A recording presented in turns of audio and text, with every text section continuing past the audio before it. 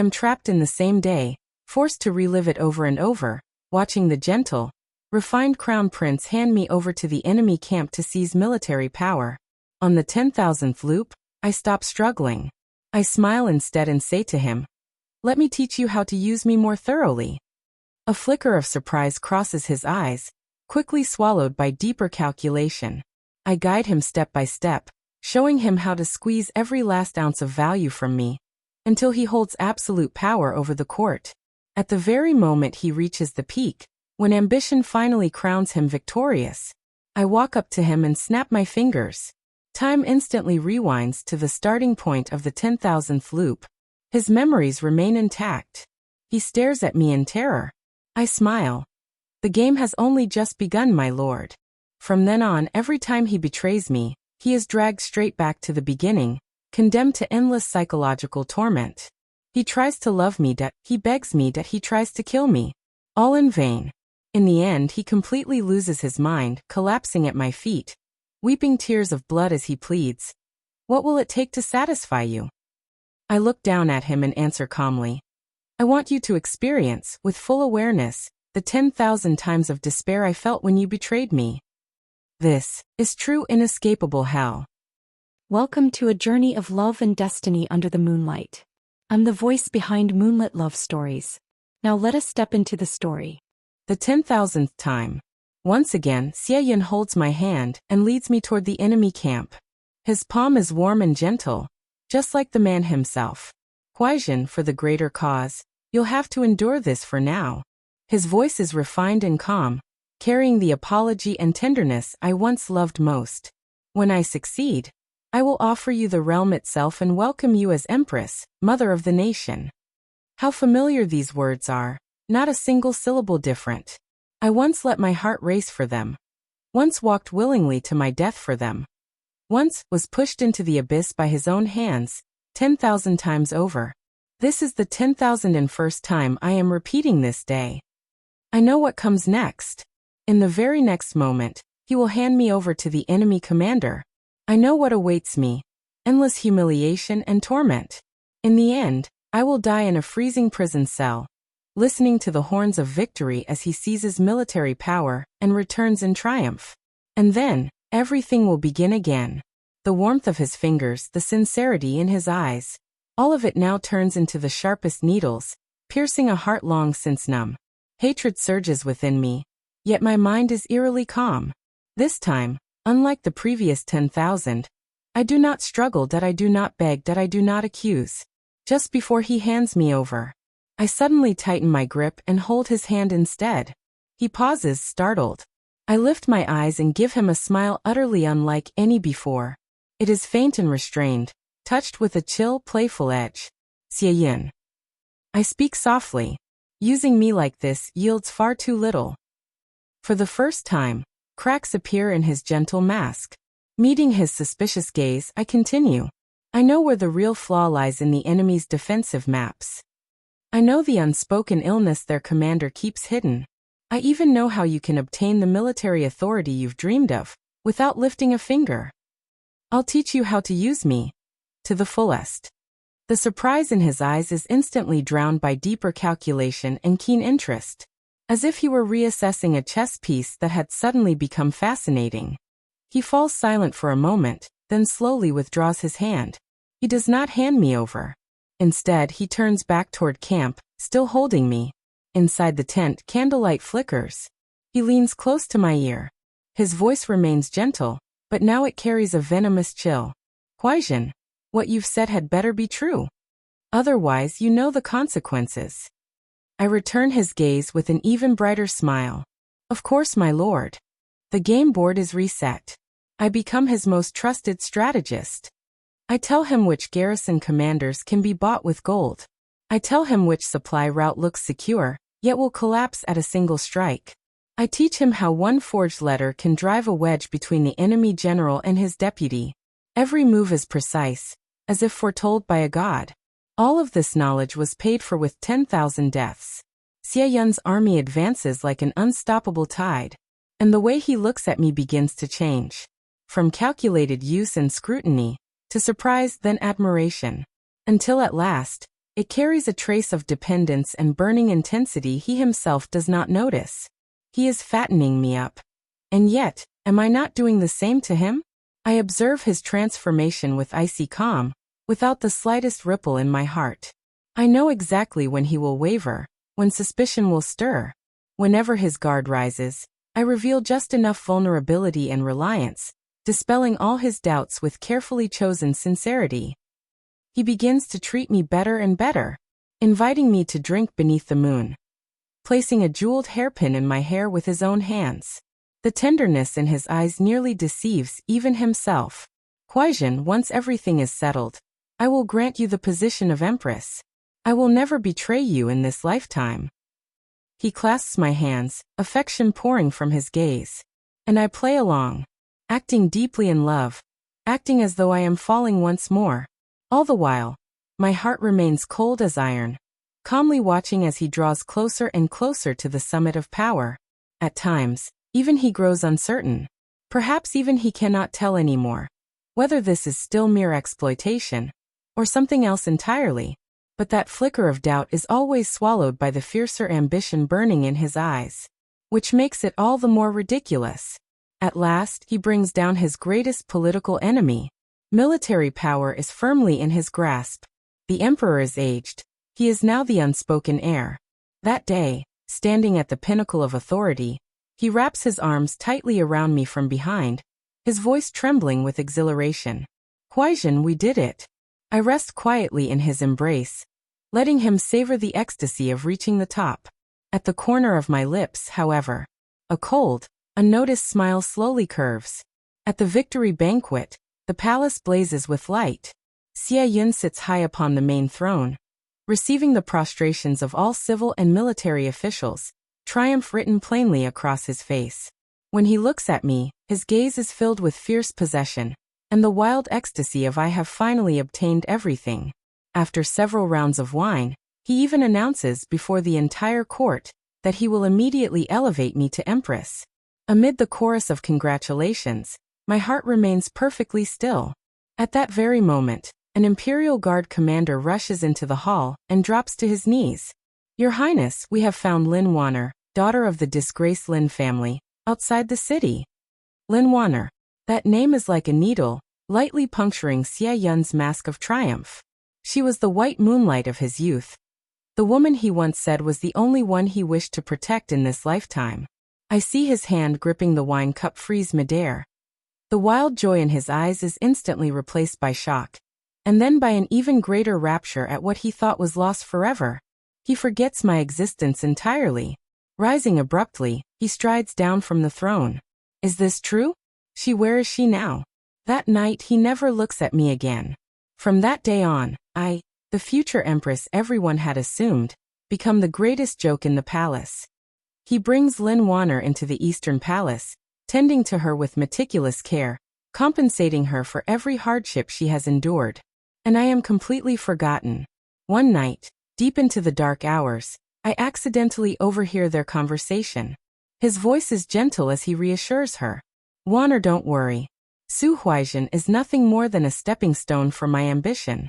Once the court is stable, I'll find a way to depose her. When that time comes, the empress's seat, and the realm itself, will belong to you alone. So that's how it is. So even if he ascends the throne, even if the cycle were truly broken, his choice would never change. The empress's title was a lie. His affection was a lie. From beginning to end, I was nothing but a chess piece. One that could be discarded at any moment. I stagger back to my desolate palace, collapse onto the floor, and curl into myself. This pain surpasses every death before it. Because this time, I truly believed the cycle might finally end. The ultimate betrayal brings ultimate despair. Amid this boundless agony, a ridiculous thought suddenly arises. End it. Let everything end. Let me return to the beginning, to the moment when I still had a choice. Almost unconsciously, I raise my hand. Guided by that overwhelming desire, I snap my fingers softly. Snap. A crisp sound. The candle flame before me suddenly jerks backward. Melted wax flows in reverse for half an inch, then stops, returning to normal. I freeze. I stare at my hand, my heart pounding wildly. Was it an illusion? Trembling, I raise my hand again, gathering every ounce of focus. Go back. I command it. Snap. Another sharp sound. This time, the world before me twists violently for an instant. The teacup on the desk trembles, as if time itself is about to shatter. I understand. At last, I understand. I am not the prisoner of this cage. I am the cage. My 10,000 deaths, my endless resentment. These forged the prison of time itself. You sowed the cause, and I became the effect. And the obsession I hold now is the key that unlocks this infernal cycle. I laugh until tears spill down my face. They are not tears of despair. They are tears of rapture. I wipe them away, rise slowly, and walk back into the brilliantly lit palace, stopping before the two of them. When Xie Yun sees me, panic flashes through his eyes, quickly replaced by cold cruelty. You heard everything? I do not answer. I simply look into his eyes, at that eternally gentle face forever etched with hypocrisy. I lift my hand. Before the stunned gazes of Xie Yun and Lin Wanner, I snap my fingers once more. Snap. In an instant, everything around us begins to warp and flow backward. When light and shadow gather again, we are back in that familiar place, the desolate northern border, before the grim enemy camp. He is gently holding my hand, speaking the words I have heard 10,000 times. Huaijin, for the greater cause, you'll have to endure this for now. Everything is identical. The only difference. This time his memories remain intact. The smile on his face freezes. The gentle facade shatters piece by piece, replaced by extreme shock, confusion, and bone-deep terror. He looks at me as though seeing a ghost in broad daylight. I give him the very same smile I wore at the 10,000th cycle. My tone is light, like a lover's whisper. My lord, our game has only just begun. After that, the cycle continues. Only now, the one holding the chess pieces has changed. He tries to love me. He pours out a tenderness and patience he has never shown before, currying favor, making countless promises. I watch him coldly. At the moment he believes he has finally moved me, I snap my fingers. Everything resets. He tries to beg me, crumbling at my feet, sobbing uncontrollably, repenting his betrayal. I watch him without expression. At the height of his despair, I snap my fingers again. Everything begins anew. He tries to kill me. Murder in his eyes, blade flashing toward my chest. Just before the edge touches my skin, I smile, and snap. No matter what he chooses, hope or destruction, the outcome is always the same. Back to the origin. With every memory of pain preserved, his mind is ground down again and again, between fleeting hope and instant annihilation. That jade-like, gentle mask is long since shattered. All that remains is madness and despair. Finally, at the beginning of yet another cycle, he completely breaks. Clothes in tatters, face hollow and withered. Not a trace of the once glorious air remains. He crawls to my feet like a madman, clutching my hem, tears and blood streaming as he wails. Su Huaijin, what do you want? What do you want to be satisfied? Please, please spare me. I finally stop. I look down at him, my gaze calm and empty, as if I were looking at an insect. Slowly, I crouch before him and speak softly. I want you to experience it, clearly, completely. The despair I felt, all 10,000 times you betrayed me. I pause, enunciating each word with deliberate weight. This is true, endless purgatory. I watch as the last glimmer of light fades from his pupils. I let out a quiet sigh. It is not pity, but another, colder form of judgment. In the next cycle, try making a different choice, my lord. You and I have plenty of time. After an unknown number of repetitions, I finally feel a trace of weariness. I look down at Xie Yun collapsed at my feet, sobbing blood. He is my own handiwork. A hollow shell stripped of all hope and pride. Yet within me, there is only an emptiness colder than 10,000 years of ice. So this is what it feels like, to control everything. Utterly dull. My fingers snap. A new game begins. I walk the same unchanging path toward the enemy camp. Each step lands precisely on the marks left by the past. Not a hair's breadth off. Not a shred of interest left. Along the way, I pass a corner of the camp. An enemy officer is grinning viciously, blade raised high. Beneath it kneels a ragged slave boy. He is so thin he is little more than bones. Yet his eyes burn like those of a dying wolf. He dies here every time. Like a weed by the roadside, destined to be crushed. Through 10,000 cycles, I have never paid him any attention. He was nothing more than an insignificant backdrop in this eternal tableau.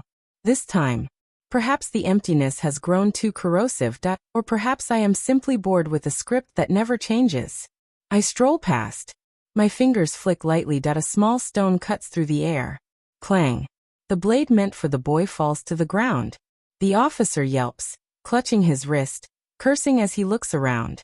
Saving him has nothing to do with good or evil. It is no more than brushing away a fallen leaf. A trivial alteration to this cage. A bored display of absolute control. I do not even look back. My world no longer requires witnesses. The slave boy freezes. Disbelief flashes through his eyes. He watches my retreating figure, hesitates, then suddenly breaks free of his restraints and follows silently behind me. I do not bother to drive him away. A variable as insignificant as dust cannot stir any real waves. Once more, I face Yin. He carries the memories of the previous cycle, terror filling his eyes. He attempts a more extreme method to shatter the inescapable loop. He feigns repentance, weeping bitterly, only to draw his sword from behind as he approaches me. I watch his performance coldly. Every subtle expression is already etched into my mind. I calculate the angle of his strike with perfect precision, preparing as always to snap my fingers at the instant his blade touches my skin. The sword thrusts forward, carrying his desperate, all-or-nothing resolve. And in that same instant, the silent figure who has followed me all this time erupts with astonishing speed. He throws himself in front of me. Thud. The sound of steel-piercing flesh rings out with brutal clarity. Time seems to freeze. Xie Yun's sword stops. His face fills with stunned disbelief, his scheme collapsing. I slowly lower my gaze. The frail body shielding me trembles violently. Warm blood splashes across my cold face. It is hot. So hot that my unchanging heart shudders for the first time in 10,000 cycles. He turns his head with difficulty. His face is pale as paper, yet he forces a smile. He raises a hand smeared with blood and dirt. With trembling fingers, he gently wipes away a tear that has slipped from my eye without my noticing. His voice is faint, but unmistakably clear. Don't cry. This time, let me warm you. Warm? That word vanished from my world long ago. His blood is burning hot. Hotter than 10,000 of Xie Yun's false vows combined. A sharp pain, utterly unfamiliar, grips my heart. As his breath fades and his body slackens, I feel it clearly. The power of the cycle, once utterly obedient at my fingertips, hesitates. It hums, resists, as if the order I myself created does not wish to let this warmth vanish. I lift my head sharply and look at Xie Yun, his face drained of color, frozen in shock. Then I laugh. This time, my smile trembles with a madness, and a delighted thrill. Endless hell. Xie Yun, this game just became interesting. The cycle begins once more. The northern wind is still biting. The enemy camp is still steeped in killing intent. But this time, I do not look at Xie Yun. Instead, I turn at once to search for the slave boy. I find him. At the very moment before he is about to be slaughtered. Facing his terrified gaze, I ask him directly, "Who are you?"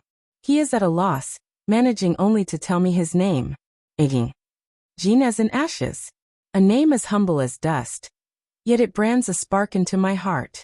I observe him. I test him. He has no memory of the previous cycles. He is merely an ordinary boy, struggling to survive. And yet there is something strange about him. A beast-like instinct for danger. And a natural, fledgling-like reliance on me. As if I were the only source of light in his life. Xie Yun notices my change. The shift of my attention fills him with a fear he has never known before. He fears not me, but the unknown. He fears even more that this unknown variable will completely sever his chance of escaping the cycle. He begins to obstruct me frantically. He grows more hysterical. Several times he even tortures and kills Aegean before my eyes. He tries to provoke me this way, to prove that this is my weakness, and to seize control of the game once again. He believes that as long as he controls Aegean, he can control me. Destroying the tiny hope that has just begun to sprout in someone's heart is far crueler than killing them outright. Again and again, I pull Aegean from Xie Yun's grasp. I protect him. This runs counter to my original purpose of revenge. It irritates me, an unfamiliar irritation. I tell myself it is only to protect an interesting chess piece.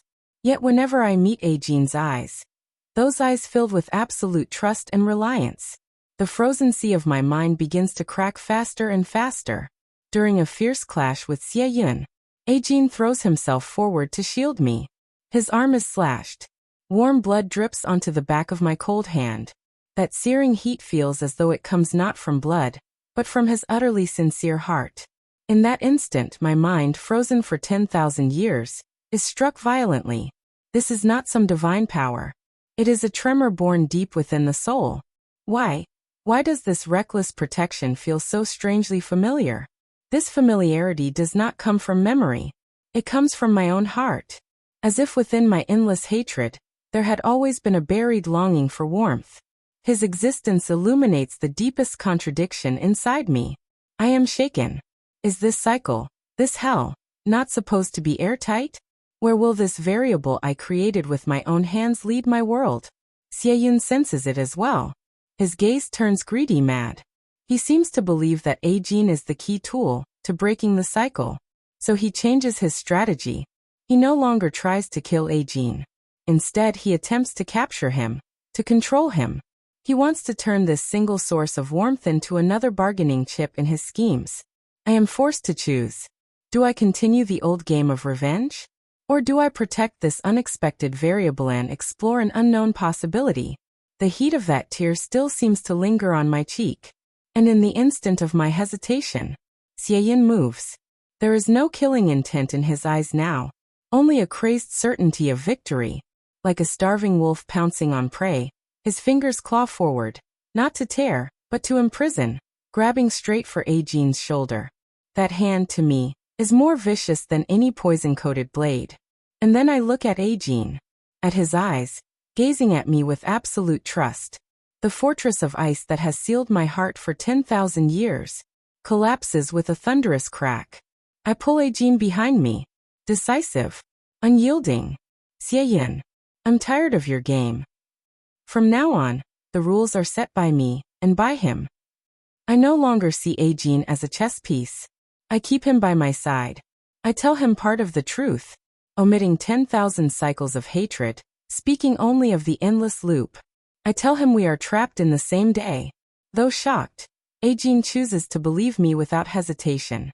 He listens quietly, then says, "No matter how long we're trapped, I'll stay with you." His simplicity, his fervor, his unconditional trust, like sunlight, melting the ice in my heart again and again.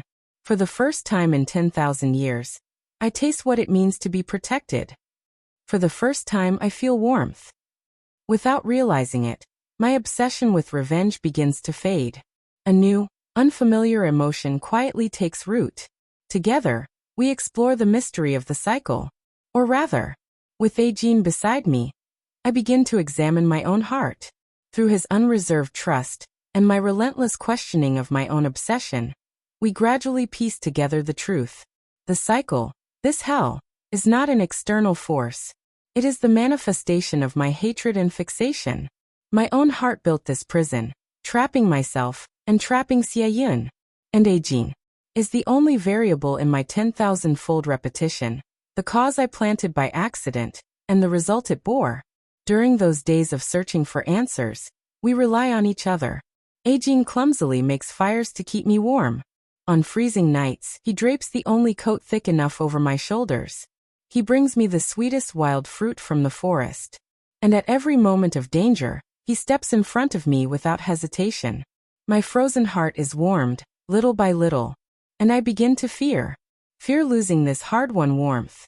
This feeling, fear, is something I have not known in 10,000 years. It unsettles me more than hatred ever did. Though I have not yet uncovered the cycle's ultimate secret, I sense it faintly in my heart. The only crack in this prison forged by Hatridus the light Aegean brought with him. And Xie, after countless spirals of madness and despair, finally glimpses a key truth.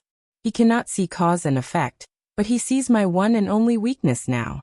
He realizes that Aegean is the sole variable on my frozen plane of 10,000 years. And so he launches his final attack. He will seize Aegean, the only thing that can shake my heart, to seek his own release. I face the final choice. Do I let go of 10,000 years of hatred? Or do I watch Aegean die for me? I hesitate.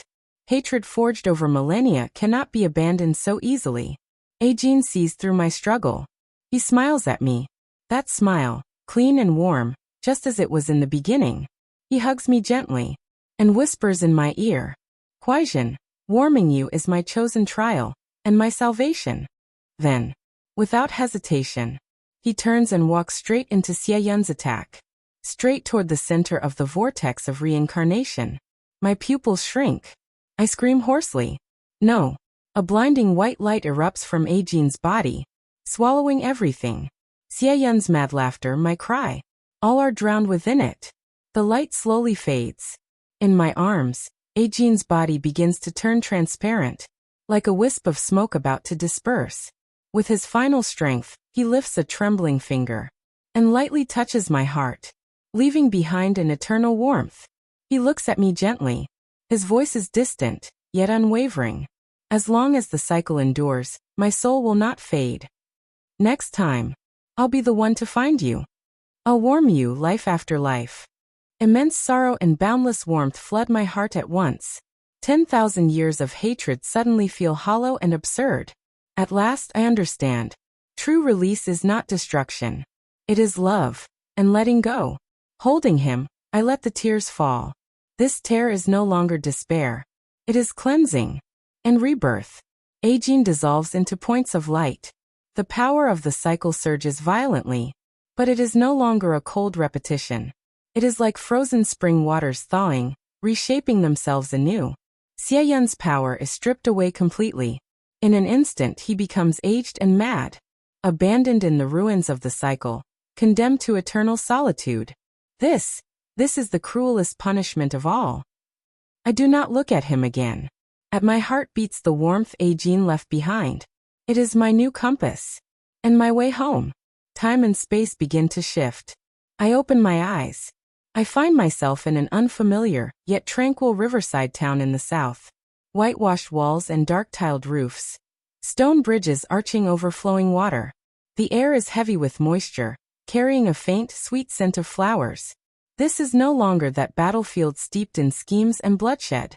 I walk along the bluestone path, feeling a little lost. Yet the faint warmth in my chest guides me with unmistakable clarity. For the first time, I feel a calm and anticipation I have never known before. By the stream, a slender boy in coarse linen clothes is drawing water, his back thin and quiet. He hears my footsteps and turns around. There is a trace of shyness and kindness on his face. His eyes are clear, freshly washed by the world. He holds out a wild fruit he has just rinsed and offers it to me. I miss this one. It's sweet. I look at him. The warmth in my chest begins to throb violently, as if it is about to break free. I take the fruit, my fingertips brushing lightly against his palm. His whole body trembles. The tips of his ears flush red in an instant.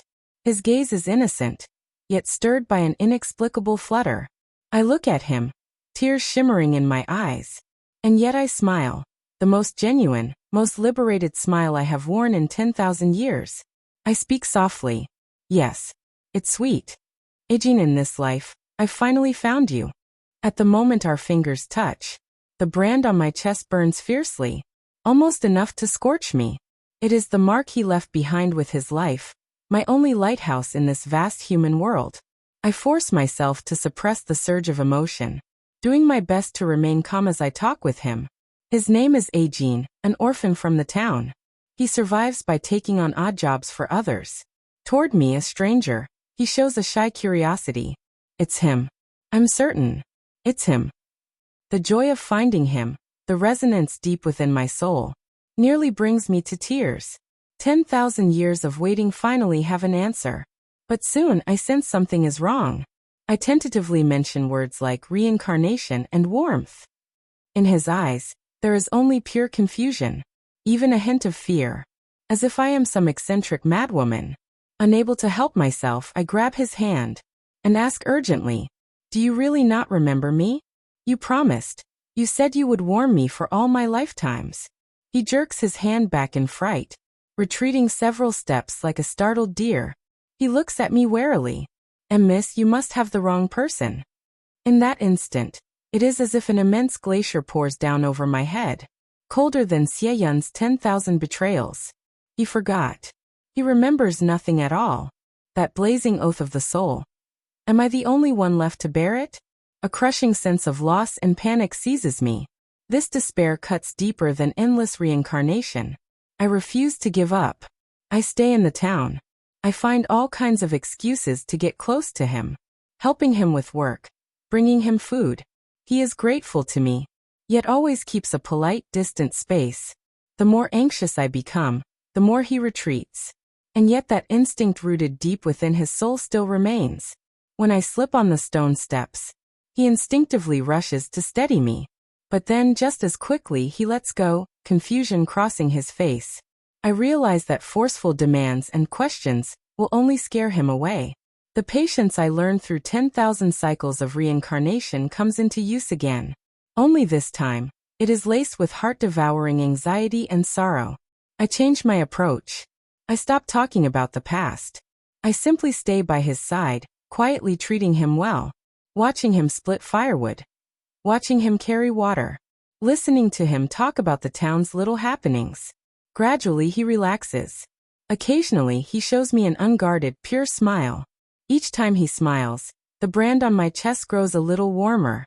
I realize that although his memories are gone, certain instincts are deeply ingrained. He still saves the sweetest wild fruits for me. At night, he unconsciously lingers outside my room a little longer, making sure I am safe. One day, local ruffians come to harass Eugene. They mock him and try to take his wages. Eugene is usually gentle, but now it is as if they have touched a forbidden scale. He steps in front of me without hesitation, eyes fierce as he glares at them, like a young beast guarding its most precious treasure. That look. It is exactly the same as the moment he blocked a sword for me in a past life. My heart nearly stops. The ruffians are frightened away.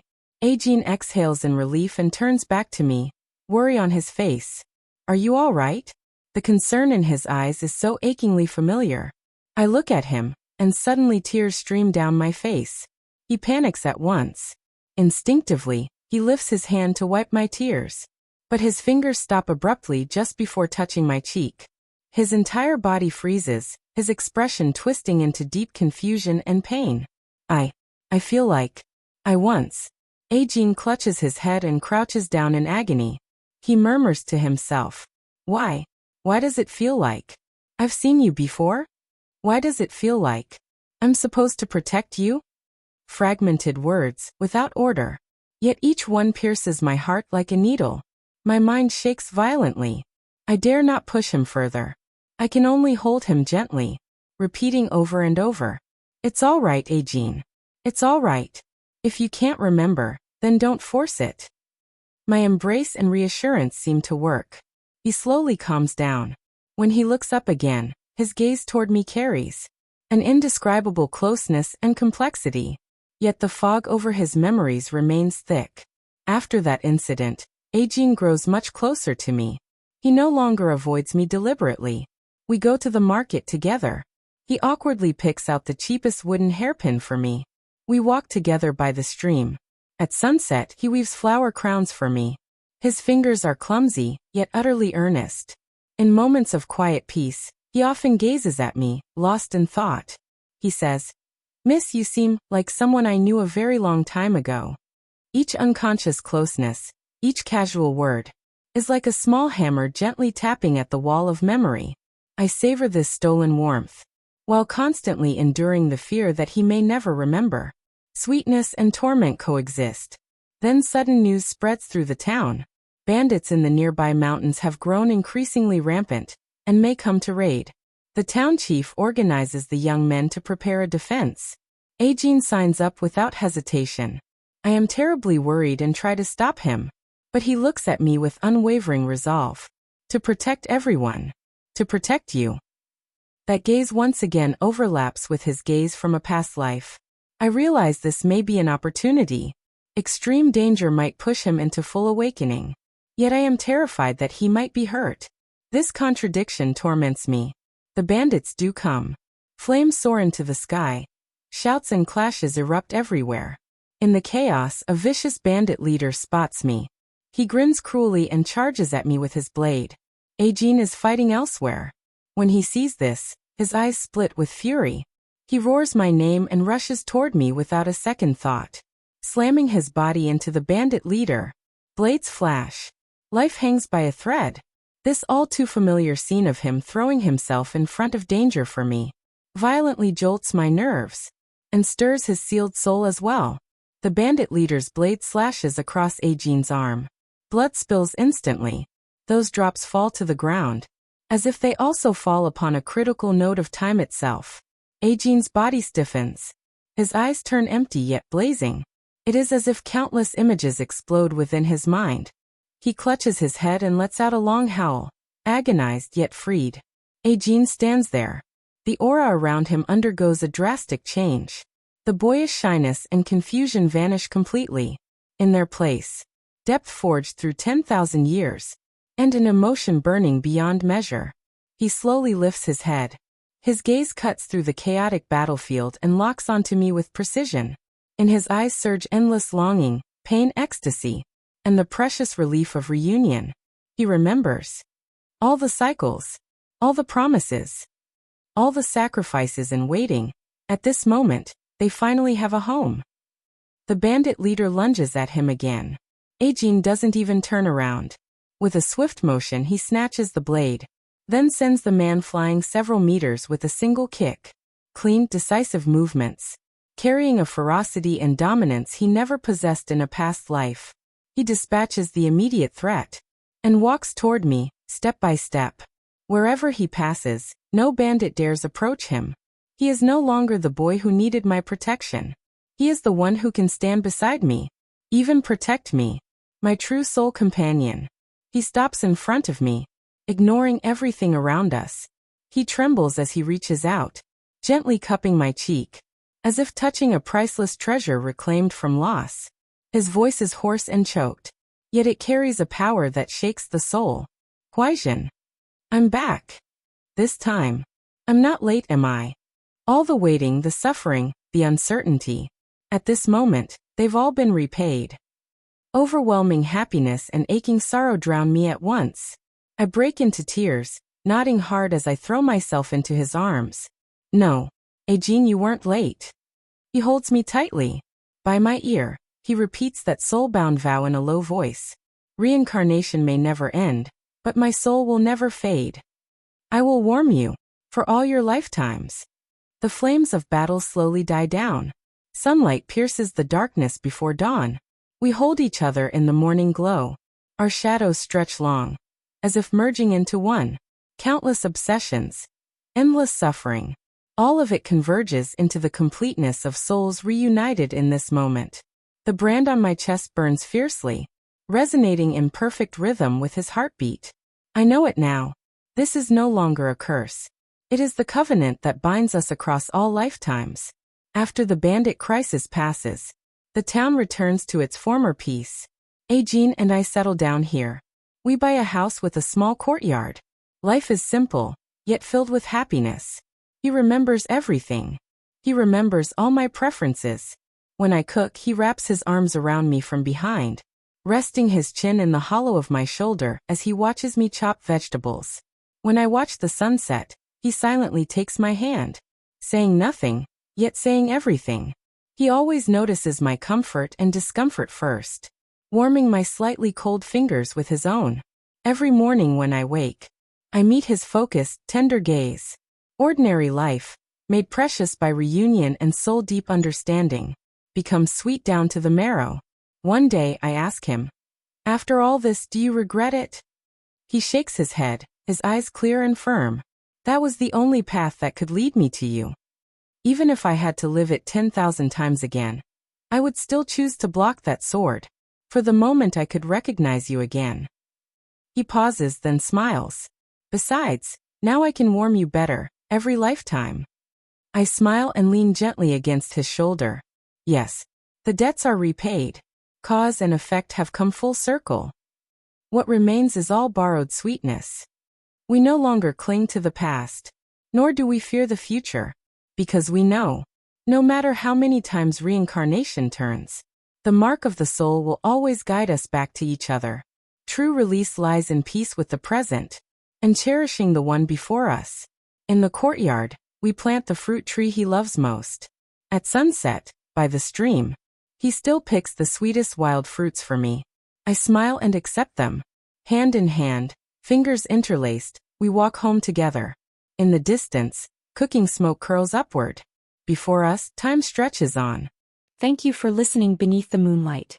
If this story touched your heart, remember to subscribe to Moonlit Love Stories for more tales of love and destiny. Until we meet again, may the moonlight keep you company.